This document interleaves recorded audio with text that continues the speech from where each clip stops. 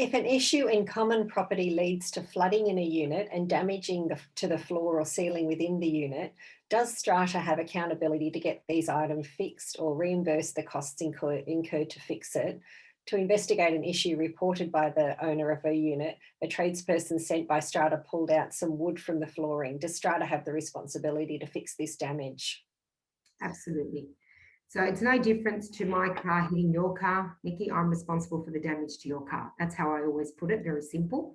If the common property has caused damage to lot property, the owner's corporation who is responsible for the common property is equally responsible to repair any damage caused to lot property. Same as if the owner's corporation sent in a contractor to carry out explanatory investigative works to repair common property, it would be the responsibility of the owner's corporation to reinstate that common property as well as reinstate the lot property that it has interfered with to conduct those explanatory works. So yes, the short answer is yes, the owner's corporation is responsible to repair the flooding damage and to repair the reinstatement works required.